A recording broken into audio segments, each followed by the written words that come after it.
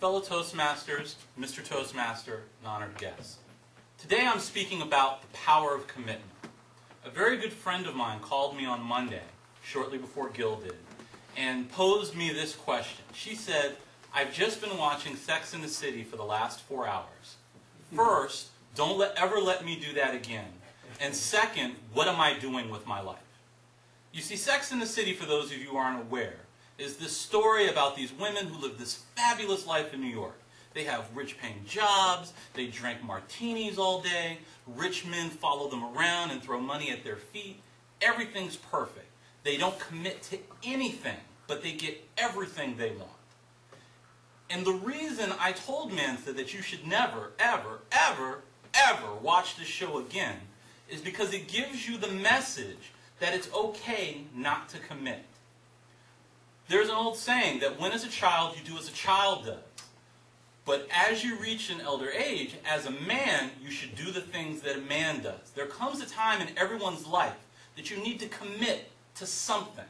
Whether it's you commit to your community, you commit to a career, you commit to your child, whatever it is that you commit to, by committing to something, you don't cut yourself off from all the other opportunities in the world. You're not impoverishing yourself. You're actually enriching yourself.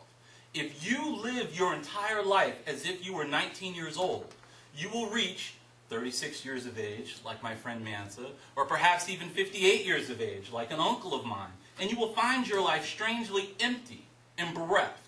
By not having commitments, by not taking the time to put yourself completely in the service of something else, you will find yourself diminished and left alone. The really insidious thing about these shows is they tell you, whenever a better deal comes along, go. You get a better job, leave. You have a better opportunity, go. Your wife is a wonderful person, but that's Beyonce over there giving you the eye. Run off with her. If your child needs you to do something, but there's a better opportunity someplace else, what do you owe them?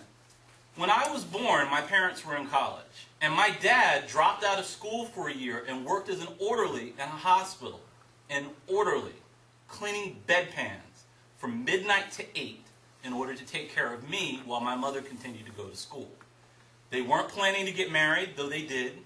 They only stayed married for 20 years, but that's not the point we're talking about here.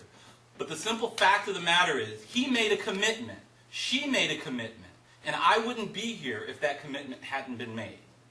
As we go through our lives and we say, I want everything, but I'm not willing to give anything for it, what we're actually saying is, what we want isn't worth anything. If you're not willing to give up something for the things you want, that means they don't mean anything to you. The people who spend 4 years of undergrad and 4 years of medical school and 3 years of internship and 2 years of residency, they really, really want to be doctors. The people that spend 4 years of undergrad and 3 years of law school and 2 years, I used to think being a lawyer was really, really exciting. I watched LA Law and all of the other law shows, and I saw this, and it's just this huge, glamorous world. And a very good friend of mine started his law career, and I looked at his check, and I was really impressed. But when I looked at the work that he was doing, it was the scut work, the dirty work that none of the other lawyers wanted to do. There is a reason why law is one of the most quit professions in America. The people who aren't really committed to it don't move forward. And the people who do, the people who put up with that scut work for 3, 4, 6, 7, even 10 years before they make partner, those are the people that it really, really wanted. Those are the people who have put a price to what they want, and they're willing to pay that price. The power of commitment is the power of value. What you won't give up anything for costs nothing to you.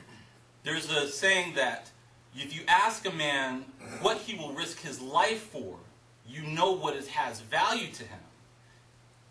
And it becomes startlingly clear. Those of us who will risk ourselves for our family is the most important thing to us. Those of us who will risk ourselves for our community is the most important thing to us. Those of us who will risk ourselves for our career. And I'm not saying that your career should be the most important thing to you.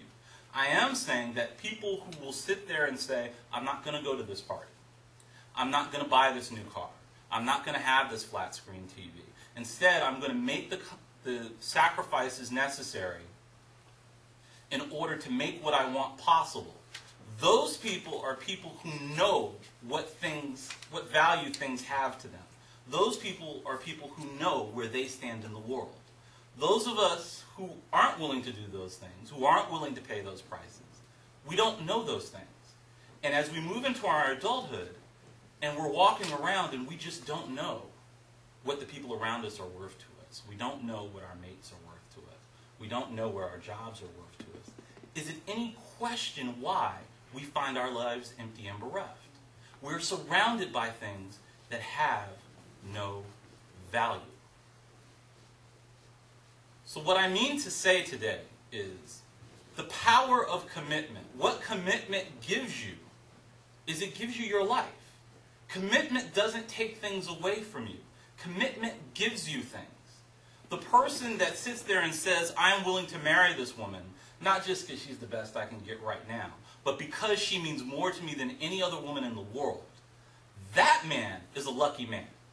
The man who says, I'm marrying this woman because I can't get nobody better and I need something to do with my time, he will be unhappy till the end of his days.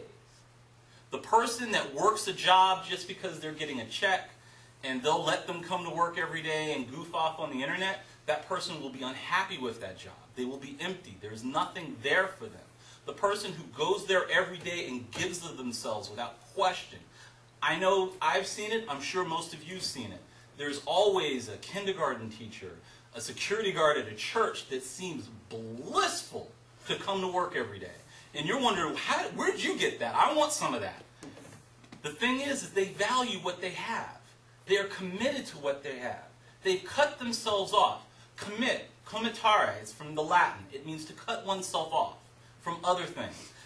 To cut yourself off from all other possibilities and to say, I give myself to this thing, is the greatest thing that you can do. It's the greatest gift that you can give. It is the gift that keeps on giving to you.